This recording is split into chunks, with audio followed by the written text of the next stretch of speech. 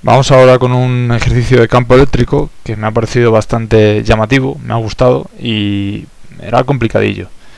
¿De acuerdo? Decía, una esfera maciza, no conductora, de radio 20 centímetros, está cargada uniformemente con una carga Q 10 elevado a menos 6 coulombios.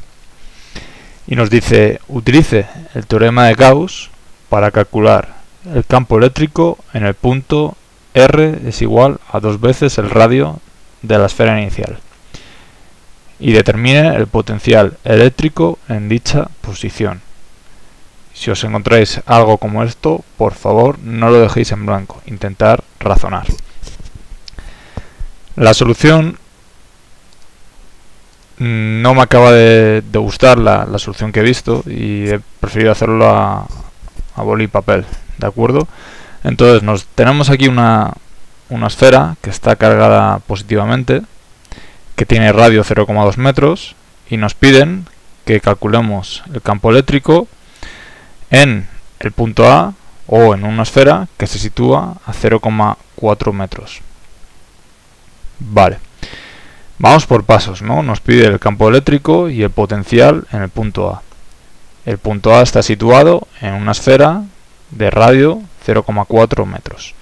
Bueno, lo primero que podemos pensar es que nos dice que apliquemos el teorema de Gauss. Bueno, pues el teorema de Gauss no sabemos la fórmula. El flujo eléctrico a través de una superficie cerrada es igual al sumatorio de cargas en el interior de dicha superficie partido por la constante epsilon sub 0.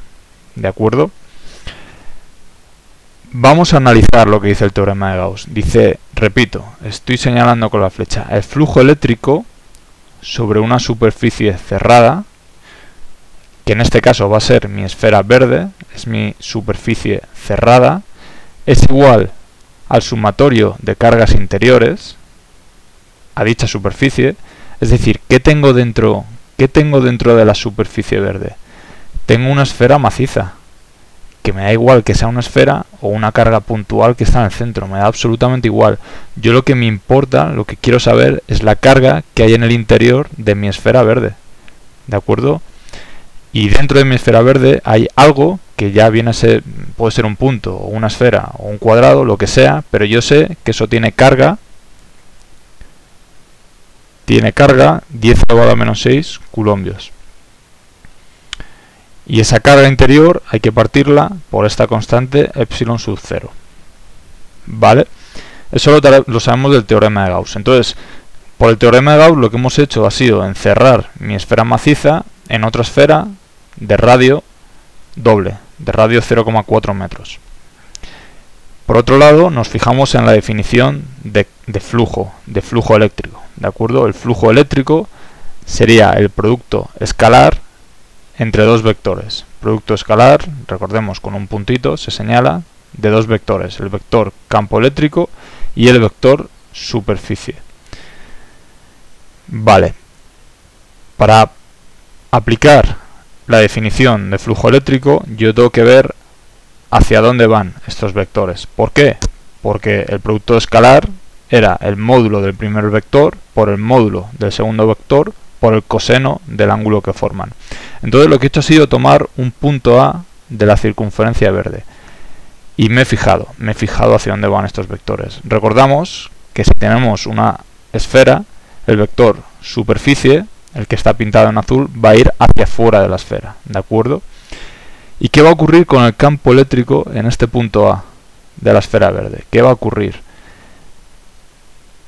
En este caso, el campo eléctrico va a ir también hacia afuera, ¿vale? Porque aunque tengamos una esfera maciza cargada positivamente, en realidad esta esfera maciza la podemos considerar como si fuera un pequeño punto aquí cargado positivamente. Podemos considerar que la carga se sitúa en el centro de ambas esferas, ¿de acuerdo? De tal manera que si se sitúa en el centro de ambas esferas, el campo eléctrico en el punto A va a salir hacia la derecha y el vector campo eléctrico en A y el vector superficie van a formar un ángulo de 0 grados, ¿de acuerdo?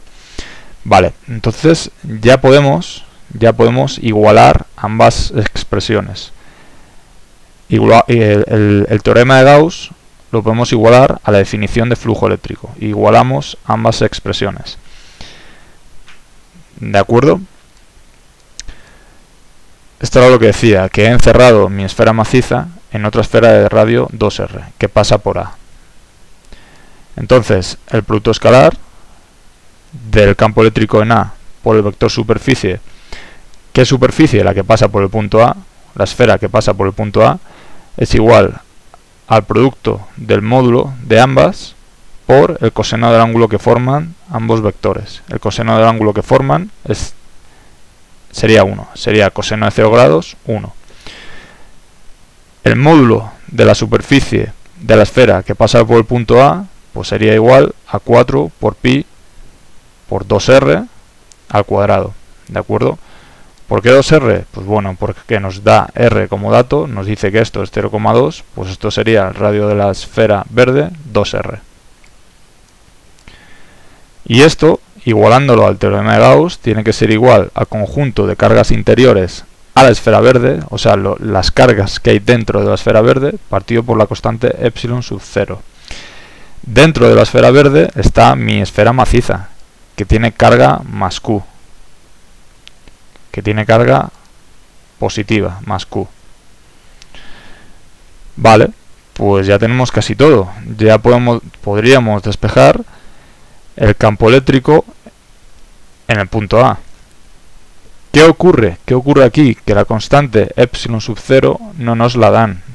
Si os fijáis en el enunciado, bajo un poquito por aquí, nos da como dato la K de kilo. ¿De acuerdo? Os tenéis que saber esta relación. K es igual a 1 partido por 4pi epsilon sub 0. De tal manera que sustituyo la epsilon sub 0 que aparece aquí por la K.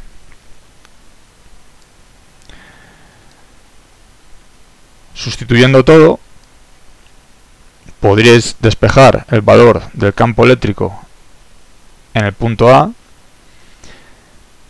y pues os saldría 5,625 por 10 elevado a 4 voltios partido por metro.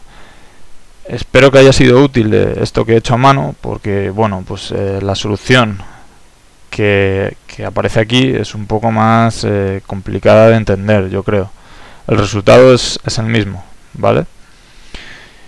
Sin embargo, a partir de aquí ya el problema empieza a ser bastante más asequible, más sencillo, ¿no? Porque nos pedían el potencial, lo siguiente que nos pedía era el potencial en el punto A. Bueno, pues simplemente podemos aplicar la fórmula de potencial, que es igual a K de kilo por Q de queso partido por la distancia. Esta distancia en el punto A, recordamos que es 2 veces el radio de la esfera chiquitita, de la esfera maciza con carga positiva. ¿De acuerdo? Aquí otra vez está considerando que, a pesar de ser una esfera con carga positiva, una esfera maciza con carga positiva, podemos considerar que la carga se acumula en el centro de dicha esfera. ¿Vale?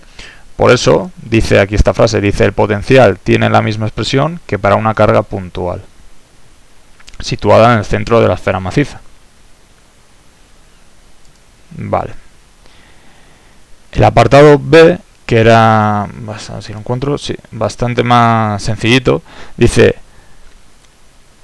si se envía una partícula de masa 3 por 10 elevado a menos 12 kilogramos con esa carga positiva y una velocidad inicial 10 elevado a 5 metros partido por segundo dirigida al centro de la esfera, desde una posición muy lejana, determine la distancia del centro de la esfera a la que separará dicha partícula.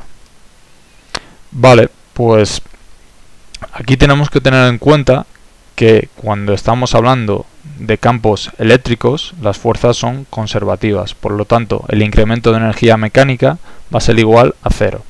Esto no ocurre cuando hablamos de campos magnéticos, pero repito que cuando estamos únicamente en campo eléctrico trabajamos con fuerzas conservativas y entonces solamente nos interesa el punto inicial, el punto final, y tenemos que tener en cuenta que el incremento de energía mecánica es igual a 0.